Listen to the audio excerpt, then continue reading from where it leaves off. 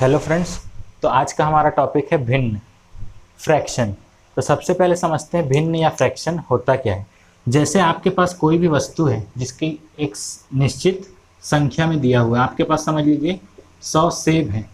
अब मैं यदि आपसे कहूँ कि इस 100 सेब में से आधा सेब आप किसी को दे दीजिए, तो आधा सेब कहने का मतलब 50 सेब आप किसी को दे रहे हैं। अब 50 आपके पास जो शेष सेब बचे हैं उसका भी आधा सेब मतलब 25 सेब आप फेंक दीजिए। ठीक है, तो आप इसे यदि भिन्न के परिभाषा के साथ कहना चाहें तो आप कहेंगे कि आपने एक चौथाई सेब, कुल सेबों का एक चौथाई सेब फेंक दिया और कुल सेबों का 1/2 सेब आपने किसी को दे दिया। तो भिन्न में आप देख रहे हो होता क्या है। अब देखते हैं कि भिन्न कितने प्रकार के होते हैं। तो भिन्न मूलतः होते हैं आपके 3 प्रकार के। ठीक है, एक होता है साधारण भिन्न, दूसरा होता है आवर्त दशमलव भिन्न और तीसरा होता है वितत भिन्न। अब देखिए साधारण भिन्न क्या है। वे सभी भिन्न जैसे आप देखते हो 5/2, 7/2, 9/4, ये सब क्या है, साधारण भिन्न है। इसको भाग देंगे तो क्या होगा, 2 दूनी 4, एक आया शेष। आप दशमलव लगाएंगे, ये हो गया 0, 2 पंचे 10। तो इसका मान क्या हो गया, 5/2 का 2.5, ये उसका मान है किसका, इस भिन्न का। वैसे ही आप 7/2 करोगे, 9/4 करोगे या फिर 1/2 करोगे तो 1/2 क्या होगा, 2 को आपने भाग दिया, 0 बार गया, दशमलव लगाया, ये 10 हुआ, 2 पंजे 10, मतलब इसका आगे मान 0.5। तो ये सभी क्या है, साधारण भिन्न है। आवर्त दशमलव भिन्न क्या होता है, आवर्त दशमलव भिन्न के भी 2 प्रकार होते हैं।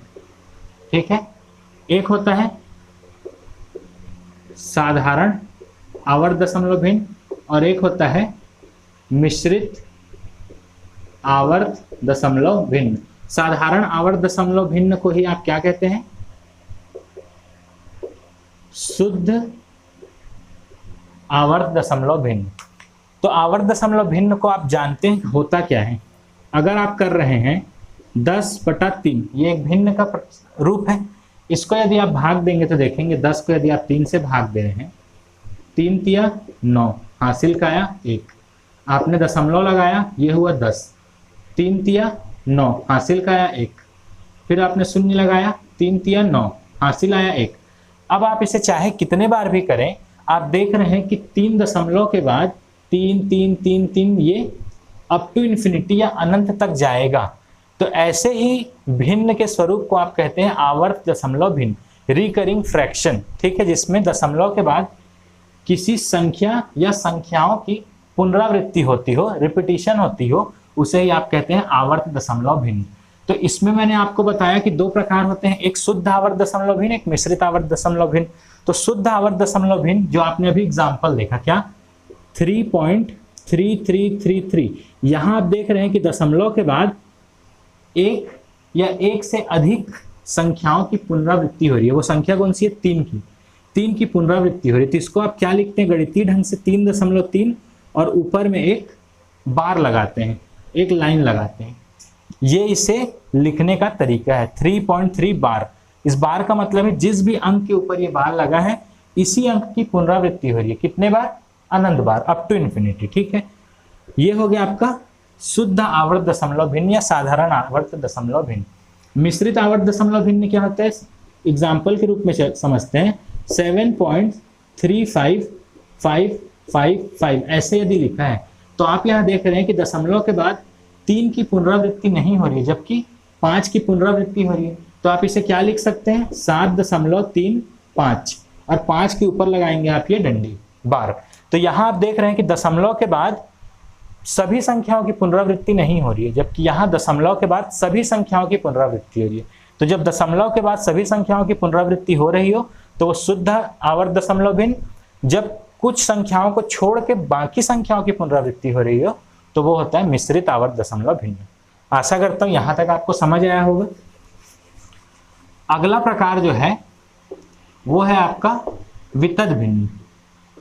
ठीक है, वितद भिन्न का कोई एक निश्चित स्वरूप नहीं होता। आपने एग्जाम्स में देखा होगा कभी ऐसा लिखे होता है 1 + 1/3 + 4/2 + 1/2 + 1, ऐसा लिखा होता है कि बटे में ऐसा आपको देखने मिल रहा है। इसका क्या एक निश्चित परिभाषा नहीं है। तो ऐसे प्रकार के सभी भिन्नों को आप क्या कहते हैं, वितद भिन्न में। तो आपको एग्जाम के पॉइंट ऑफ व्यू से पढ़ना सबसे ज्यादा साधारण भिन्न को है, उसके बाद वितद भिन्न को, और सबसे अंत में आपको पढ़ना है आवर्त दशमलव भिन्न। पढ़ना अंत में है कहने का मतलब है सबसे कम प्रश्न आपको इस टॉपिक से देखने मिलते हैं, सबसे ज्यादा इससे देखने मिलते हैं, और इससे उसके बाद देखने मिलते हैं। तो चलिए अब हम चलते हैं टॉपिक की ओर जिससे आपको प्रश्न देखने मिलेंगे। तो ये तो हो गया प्रकार की बातें। अब आपको सबसे पहला देखने को मिलेगा कि साधारण भिन्नों में तुलना कैसे की जाती है। तो यदि आप देखें कि मैंने आपको बताया 2 भाग होते हैं, एक होता है अंश, एक होता है हर। अंश बटा हर, या फिर इसको P/Q कहते हैं। अब आपको 3 दिए हुए हैं भिन्न अलग अलग, जैसे कि 7/9, 7/2 और 7/5, ये 3 भिन्न दिए हुए हैं। आपको इसमें बताना है कौन सबसे छोटा है, कौन सबसे बड़ा है। तो ये पहले प्रकार का आपके कंपैरिजन करने की कैटेगरी में आता है, जब आपका दिए गए भिन्नों में अंश समान हो। आप देख रहे हैं यहाँ भी 7, यहाँ भी 7 और यहाँ भी 7। यदि किसी दिए गए भिन्नों में अंश एक समान हो तो जिसका हर सबसे छोटा होगा वो भिन्न सबसे बड़ा होगा। ठीक है, ये भिन्न सबसे बड़ा होगा।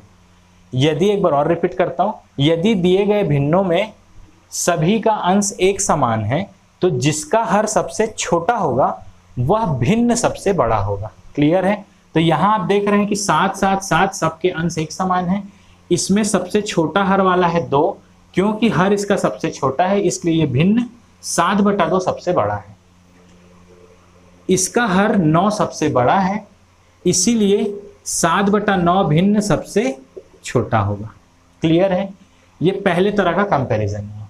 दूसरे तरह के कंपैरिजन में आपको देखने मिलेगा, यदि आपको दिया हुआ है 3/10, 4/10 और 9/10। यहां आप देख रहे हैं कि दिए हुए भिन्नों में सभी का हर एक समान है। यहां भी 10, यहां भी 10 और यहां भी 10। तो जब दिए गए भिन्नों में हर सबके समान होंगे तो जिसका अंश सबसे बड़ा होगा वह भिन्न भी सबसे बड़ा होगा। क्लियर है? और जिसका अंश सबसे छोटा होगा वह भिन्न भी सबसे छोटा होगा। क्लियर? एक बार और रिपीट करता हूं, यदि दिए गए भिन्नों में हर एक समान है या एक हर दिया हुआ है सब में, तो जिसका अंश सबसे बड़ा वह भिन्न भी सबसे बड़ा, जिसका अंश सबसे छोटा वह भिन्न भी सबसे छोटा। ये दूसरे प्रकार का कंपैरिजन हुआ। अब आते हैं सबसे महत्वपूर्ण और सबसे इंपॉर्टेंट, जो आपके एग्जाम में पूछता है, क्रमगत तरीके से सजाइए या आरोही अवरोही क्रम में सजाइए। तीसरे प्रकार का कंपैरिजन, यदि आपको दिया हुआ है 2/5, 1/6 और 1/2, ये 3 आपको दिए हुए हैं क्या, भिन्न। अब आपको बताना है इसमें सबसे छोटा कौन है और सबसे बड़ा कौन है।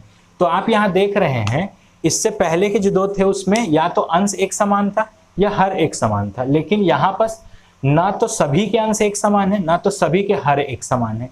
तो इसमें आपको क्या करना है, सिंपली इसमें आपको देखना है इसका मान ज्ञात कर लीजिए। मान ज्ञात कर लीजिए मतलब 2 को आप 5 से भाग दीजिए, क्या होगा, पहले तो 0 बार, तो 0 दशमलव आपने लगाया, ये 20 हुआ।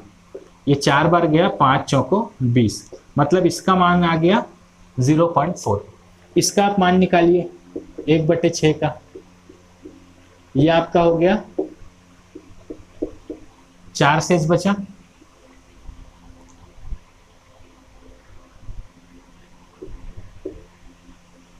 6 छक्के 36, इसका मान आ गया आपका 0.16 और इसका मान निकालिए 1/2 का 0.5। तो आपने सभी के मान को देखा, सबसे बड़ा कौन सा आपको दिख रहा है, ये, इसका मतलब ये सबसे बड़ा है, और सबसे छोटा आपको कौन सा दिख रहा है, ये, इसका मतलब ये सबसे छोटा है। तो ये तो पहली विधि हुई जिसमें आप मान निकाल के बता सकते हैं। दूसरा तरीका क्या होता है इसको जानने का, दिए हुए भिन्नों में कौन सबसे बड़ा है कौन सबसे छोटा, आप क्या कीजिए, या तो सभी के अंश को एक समान कर लीजिए या सभी के हर को एक समान कीजिए। पहले हम अंश को एक समान करते हैं, अंश को समान करते हैं। तो आप देख रहे हैं 2, 1 और 1 ये तीनों दिया हुआ है, इसका अंश 2, इसका अंश 1, इसका अंश 1। तो इन तीनों का एक समान करने के लिए आप इसका एलसीएम निकालिए, लघुत्तम समापवर्तक निकालिए। 2, 1, 1 का एलसीएम क्या होगा? 2 ही होगा। तो ये तो 2/5 ही रहेगा। इसके 1/6 में 1 को आप 2 कर रहे हैं, मतलब 2 से गुणा कर रहे हैं ऊपर, तो नीचे भी आपको 2 से गुणा करना है, तो ये हो गया 2/12। और इसको आप 2 से गुणा कर रहे हैं तो हो गया 2/4। अब आप देख रहे हैं कि सभी का अंश एक समान होगा, और आपको अंश एक समान होने के बाद पता है क्या करते हैं, जिसका हर सबसे छोटा वह सबसे बड़ा। तो इसका अंश है सबसे बड़ा, मतलब ये हर है सबसे छोटा।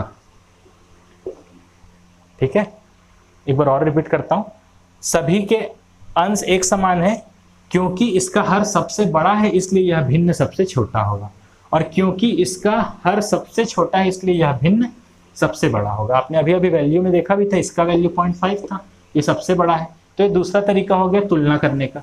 अब तीसरा तरीका होता है तुलना करने का कि आप सबके हर को समान कीजिए, हर को समान कर लीजिए। कोई एक मेथड से ही आपको चलना है, मैं बता सब रहा हूं। तो यहाँ आपको हर दिया गया है 5, 6 और 2। अब आपको 5, 6 और 2 में से क्या है, इनका एलसीएम निकालना है। तो 5, 6 और 2 का एलसीएम क्या होगा? 30। अब आपको सभी को 30 बनाना है, तो 2/5 को आपको 30 बनाने के लिए क्या है, इसमें आपने 6 का गुणा किया तो ऊपर भी 6 का गुणा करेंगे, क्या हो गया 12/30।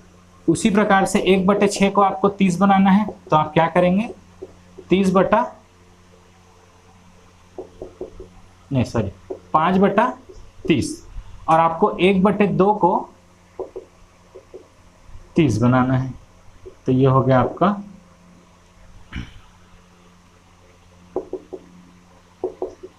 15/30। अब आप देख रहे हैं कि सब में हर जो है एक समान हो गया है। अब आपको पता है यदि सबके हर समान हो तो जिसका अंश सबसे बड़ा होगा वह भिन्न भी सबसे बड़ा होगा, और जिसका अंश सबसे छोटा होगा वह भिन्न भी सबसे छोटा होगा। तो ये तो था आपके 3 तरीके आपको कंपैरिजन करने के लिए, और यही आपको अप्लाई करना है एग्जाम्स में भी, आरोही और अवरोही क्रम के लिए। क्वेश्चंस में भी हम आएंगे, लेकिन एक और तरीका है जिसको आप शॉर्ट ट्रिक मान सकते हैं।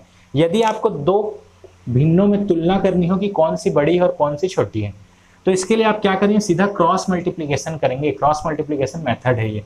6 दूनी क्या होता है आपको पता है, क्रॉस मल्टीप्लाई करोगे इसके अंश को इसके हर से और इसके हर को इसके अंश से। 2 छक्के क्या होगा 12, और यहाँ क्या होगा 5 एकम 5। अब आप क्लियरली देख रहे हैं बड़ा कौन सा है, 12 बड़ा है 5 से। तो देखेंगे बड़ा संख्या जिसमें आ रहा है उसमें जिस भिन्न का अंश वाला भाग आया है, 12 आ रहा है, तो इसमें अंश वाला भाग कौन सा है, अंश वाला भाग है आपका 2, है ना। ये अंश वाला भाग है, 2 गुणा 6 किया, ये तो हर था, ये अंश वाला। तो जिस भिन्न का अंश वाला भाग आ रहा है वही भिन्न बड़ा होगा। ये कंपैरिजन करने का सबसे उत्तम तरीका है। यदि आपको एग्जाम में मान लीजिए ऐसा कोई फिगर मिल जाता है इस तरीके से, ऐसा, अब इसमें आप एलसीएम लगाएंगे तो क्या होगा 31 गुणा 37। ये एलसीएम बहुत भयंकर होगा, इसको गुणा करेंगे तो भी जाएगा। तो यहाँ आपको सिंपली क्या करना है, क्रॉस मल्टीप्लाई करना है। इसको इससे आप गुणा करेंगे, इसको इससे गुणा करेंगे, जिसका भी मान बड़ा आएगा उसमें जिसका भी अंश का भाग होगा वही भिन्न बड़ा होता है। ये सबसे इजी और सबसे एक्यूरेट मेथड है करने का। इसको आप अलग अलग एग्जाम्पल लेके आप वेरीफाई और कर सकते हैं। ठीक है, तो यहां तक तो हुआ आपका क्या, भिन्नों का तुलना करना। अब इसमें जो क्वेश्चन आता है वो है आरोही और अवरोही क्रम। आरोही क्रम और अवरोही क्रम। तो आरोही क्रम मतलब क्या होता है, असेंडिंग ऑर्डर, ठीक है। और अवरोही क्रम मतलब क्या होता है, डिसेंडिंग ऑर्डर। मतलब यहाँ क्या है, बड़े से छोटा सम लगाएंगे, जैसे कि 7, 5, 3, ये क्या हो गया आपका अवरोही क्रम हो गया। ज्यादा से छोटे की ओर जाना, बड़े से छोटे की ओर। और आरोही क्रम मतलब छोटे से बड़े की ओर जाना। तो वहीं आपको 4 भिन्न दिए होंगे, 4, 5 भिन्न, उसको आपको क्रम से सजाना है। तो आइए अब भिन्न के कुछ प्रश्न देखते हैं। जैसे आपको प्रश्न में दिया हुआ है 2/3, 4/7 और 5/8। आपको बोला जाए, पहला प्रश्न है कि इसे आरोही क्रम में सजाइए, आरोही क्रम में सजाइए। और दूसरा प्रश्न बोला हुआ है इसे अवरोही क्रम में सजाइए। हालांकि एक साथ ऐसे क्वेश्चन आपको नहीं मिलेंगे कि आरोही भी बोले अवरोही भी बोले, या आरोही क्रम या अवरोही क्रम। तो आप इसे सजाएंगे कैसे, आप सीधा इसका मान निकालिए। 2/3 को आप क्या करेंगे, 2/3 को ऐसे लिखेंगे,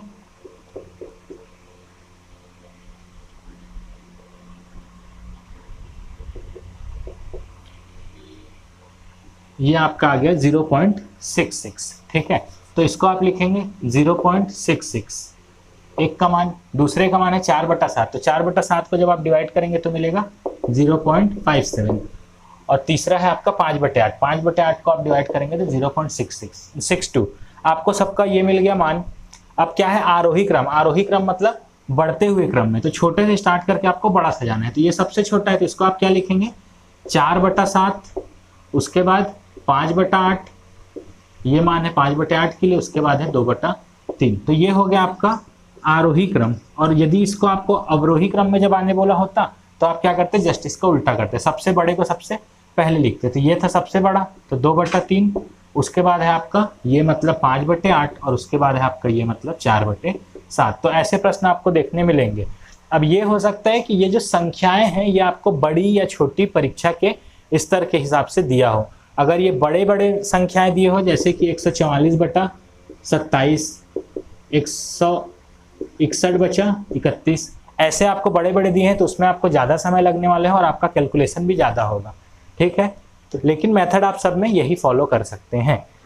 अब एक चीज़ आपको बता दूं जो कल मैं बता नहीं पाया था, यदि आपको भिन्न को प्रतिशत में बदलने को कहा जाए, जैसे कि आपको दिया हुआ है 2/5, ये एक भिन्न के रूप में दिया है, आपको इसे प्रतिशत में बदलने कहा जाए, तो आप सिंपली क्या करेंगे, किसी भिन्न के साथ यदि आप 100 का गुणा कर देते हैं तो जो आपका वैल्यू आता है वही प्रतिशत होता है। जैसे ये क्या हो गया 40, अब इसे आप प्रतिशत में लिख सकते हैं। 2/5 का मतलब होता है 40%, ठीक है। और एक दूसरा एग्जांपल देख लीजिए, यदि 3/5 लिखा हुआ है, तो इसमें आप क्या करेंगे 100 का गुणा करेंगे, ये आपका हो गया 60, तो आप इसे लिख सकते हैं 60%। यदि भिन्न को प्रतिशत में बदलना हो तो आप उसको 100 से गुणा करते हैं। यदि आपको प्रतिशत को भिन्न में बदलना हो, जैसे आपको दिया हो 80%, इसे आप भिन्न में बदलिए, तो आप क्या करेंगे 80 में 100 का इस बार भाग दे देंगे, तो ये क्या हो जाएगा 2/5, ठीक है, सॉरी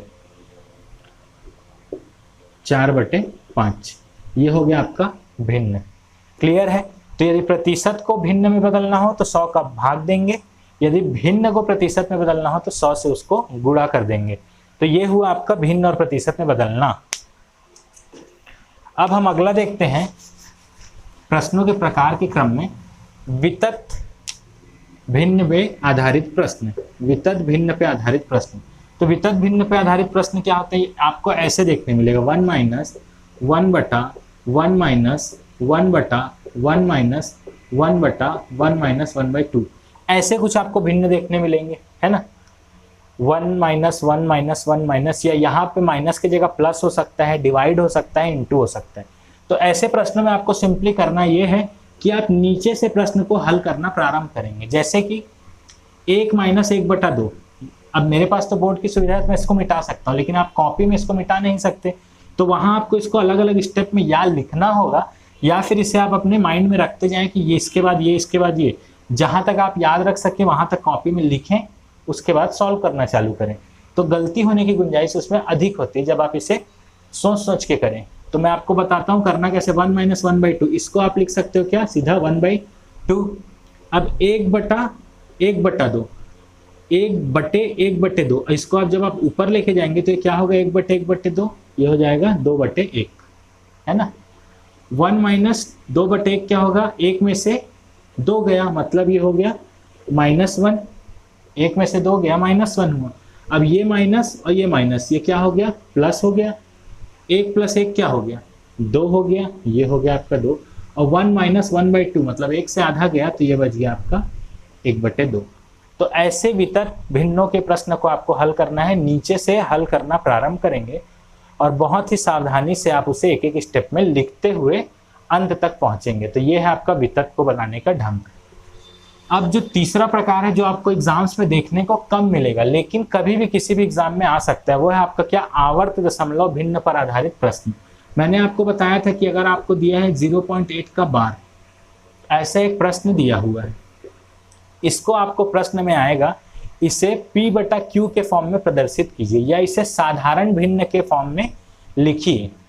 साधारण भिन्न मतलब 2/6, 2/5, 2/7 ऐसे भिन्न में लिखिए। तो इसमें आपको क्या करना होगा, आप क्या है इसका एक शॉर्टकट भी है और प्रोसीजरल मेथड भी है। मैं आपको मेथड बताता हूँ पहले, उसके बाद शॉर्टकट कैसे करना है वो आपको बताऊंगा। तो देखिए 0.8 बार दिया हुआ है, इसका मतलब क्या है 0.8888, ये अप टू इन्फिनिटी अनंत तक लिखा गया है, ठीक है। तो आप इसको लिख लीजिए 0.8888, बिंदी बिंदी डाल लीजिए, मतलब अनंत तक है। इसको आप मान लीजिए P/Q है आपका ये, ठीक है। इसको दे दीजिए पहला समीकरण। अब आप क्या है, पहले समीकरण में 10 का गुणा कीजिए, तो क्या हो जाएगा, P/Q में 10 गुणा होगा तो 10P/Q बराबर, इसमें जब आप 10 का गुणा करेंगे तो 0.1 आगे खिसक जाएगा, ये क्या होगा 8 पॉइंट, और ये 888 तो अभी भी अनंत तक ही है। ये आपका हो गया दूसरा समीकरण। अब आप क्या करेंगे, दूसरे समीकरण में से पहले समीकरण को घटा देंगे, मतलब 10P/Q से माइनस करेंगे P/Q को, ये हो गया लेफ्ट हैंड तरफ। राइट हैंड तरफ क्या होगा, 8.888 अनंत तक को 0.888 अनंत तक से माइनस करें, ठीक है। अब आप देख रहे हैं कि इसको मैं यहां समझाने के लिए लिखता हूं 0.888, ये भी अनंत तक। इसको यदि आप माइनस करो तो दशमलव के बाद अनंत भाग, ये दशमलव के बाद अनंत भाग, ये हो गया 0, और 8 में से 0 गया, ये हो गया 8, मतलब ये बचा क्या आपका 8 ही बचा। क्लियर है, दशमलव के बाद ये 8 अनंत तक है, यहाँ भी दशमलव के बाद अनंत तक है, लेकिन दशमलव के पहले यहाँ एक 8 था, यहाँ दशमलव के पहले केवल 0 है। तो ये वाला भाग इस वाले भाग से पूरा पूरा कट गया, 8 से ये 0 गया, मतलब 8 बच गया। तो आप देखेंगे 10P/Q से P/Q गया, तो ये क्या हो गया 9P/Q बराबर 8। P/Q को आप क्या लिखेंगे, P/Q बराबर 9, भी इधर गुणा में है, इधर आके भाग में होगा 8/9। और यही चीज आपसे प्रश्न में पूछा गया था कि आप इस आवर्त दशमलव भिन्न को P/Q या साधारण भिन्न में बदलिए, तो साधारण भिन्न है 8/9। तो ये तो हुआ एक प्रश्न। अब दूसरा प्रश्न बताता हूं, जब ये भिन्न जो है आपके ज्यादा फॉर्म में दिया हो, एक से अधिक संख्या हो, जैसे आपको बोला गया हो 0.37 का बार, मतलब 37 जो है कितनी बार लिखा गया है, 37 37 37 37, ये अप टू इन्फिनिटी है, अनंत तक है। तो आप इसे क्या करेंगे, इसे भी इस बार P/Q मान लीजिए, ये P/Q के बराबर है, क्योंकि आपको P/Q का ही मान निकालना है। इस समीकरण को आप कीजिए पहला समीकरण, प्रक्रिया वही रहेगी, चाहे ये कितने भी दशमलव के बाद संख्याओं की पुनरावृत्ति हो, 1 4 6 जितना भी हो, ठीक है। इसमें आप क्या करेंगे, इस बार देखिए आपको 2 संख्याएं दी हुई है, तो इस बार आप केवल 10 से गुणा करेंगे। सोच के देखिए 10 से गुणा करेंगे तो क्या होगा 3.737373 ऐसा हो गया। अब ये 3 7 3 7 से आप 7 3 7 3 को माइनस कर नहीं सकते, पूरा पूरा कटाना लक्ष्य होना चाहिए। यदि ये दशमलव 7 के बाद लग जाए तो आप देख रहे हैं 3 7 3 7 3 7, ये अनंत तक, और यहाँ भी 3 7 3 7 अनंत तक, तो वो पूरा भाग कट जाएगा। तो यहाँ पे आप क्या करेंगे, इस बार आप इसमें 100 का गुणा करेंगे समीकरण 1 में, तो क्या हो जाएगा 100P/Q बराबर 100 गुणा, मतलब 2 बार दशमलव आगे बढ़ जाएगा, 37.373737 कहाँ तक, अनंत तक, है ना। और इसे आप दे देंगे दूसरे समीकरण का नाम। अब आप क्या करेंगे, दूसरे समीकरण से पुनः प्रथम समीकरण को घटाएंगे, ठीक है। तो क्या होगा 100P/Q माइनस P/Q बराबर 37.3737 माइनस 0.3737। अब आप देख रहे हैं 0.3737 इस भाग से ये भाग पूरा माइनस हो जाने वाला है। तो क्या हो गया, ये आपका 100P/Q से P/Q गया, हो गया 99P/Q बराबर 37 से 0 गया तो बच गया 37, और ये वाला भाग इस भाग से पूरा पूरा कट गया है। तो क्या हो जाएगा P/Q बराबर हो जाएगा 37/99, और यही आपको प्रश्न में पूछा गया था। तो यदि ऑब्जेक्टिव में ऐसा क्वेश्चन आता है 1 नंबर के लिए, तो क्या आप इतना सारा लिखना पसंद करेंगे? नहीं। तो इसको आप सिंपली ऐसे जान लीजिए, या यूँ कहें कि याद कर सकते हैं, जो हमेशा ही वैलिड है, इसी चीज़ से ही वो बना है, कि यदि आपको दिया हुआ है, उदाहरण के तौर पर लेता हूँ, जो पहला क्वेश्चन ही था हमारा 0.8 का बार, इसको आपको क्या करना है, ठीक है। 0.8 का बार जो दिया गया है आपका 0.8 बार, इसको P/Q में प्रदर्शित करना है। तो आप इसमें क्या करेंगे, 8 लिखेंगे बटा 9 लिखेंगे। यही आपका आंसर अर्थ, लेकिन ये आंसर आया कैसे? तो देखिए, आपको सबसे पहले देखना है कि टोटल कितनी संख्याएं दी हुई हैं। टोटल आपको दिया हुआ है 08, 0 का तो कोई मतलब नहीं, तो सीधा आप 8 लिखेंगे, माइनस करेंगे दशमलव के बाद बिना बार के, इस बिना बार के कितनी संख्याएं दी हुई हैं। तो यहाँ कोई संख्या नहीं दिया है, कोई नहीं दिया मतलब 0 किया आपने माइनस, और नीचे में आप देखेंगे एक्चुअल में कि दशमलव के बाद कुल कितनी संख्याएं हैं। तो दशमलव के बाद कितनी संख्या है? एक संख्या, केवल 8 है। अभी बार के साथ ही देखना है आपको, है ना, कि 8 तो अनंत बार है तो अनंत संख्याएं नहीं होंगी।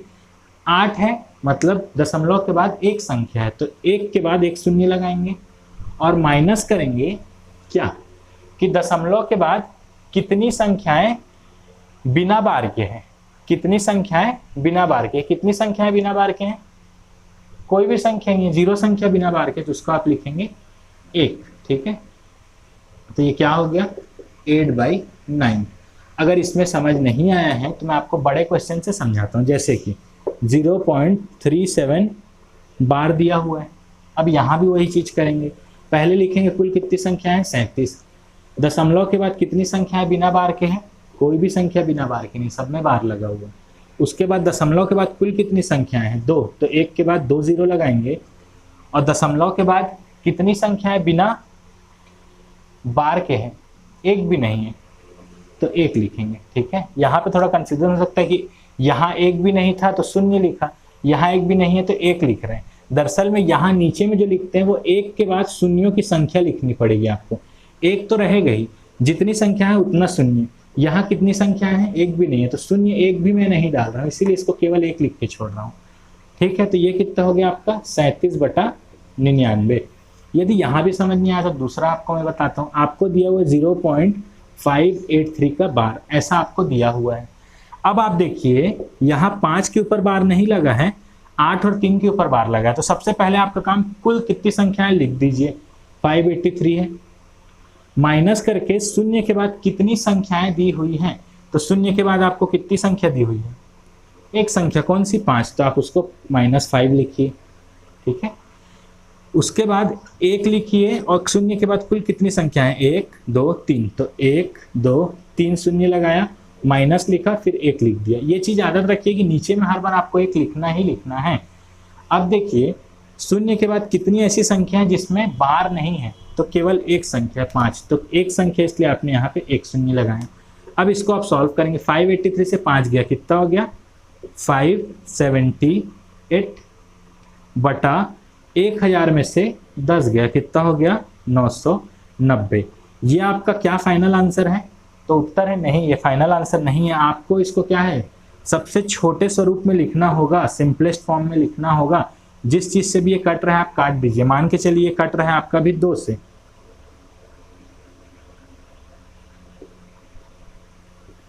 ये तो ये है आपका सरलतम रूप। ये आपका P/Q फॉर्म में आपने प्रदर्शित कर दिया। यदि अभी भी समझ नहीं आया तो एक और एग्जांपल मैं आपको बताता हूं, जिसमें आपको पूरा ये याद हो जाएगा। आप क्वेश्चंस और सॉल्व करिए बुक से। आपको दिया हुआ है 0.8754 का बार, ऐसा दिया हुआ है। इसको आप सॉल्व करेंगे, क्या करेंगे?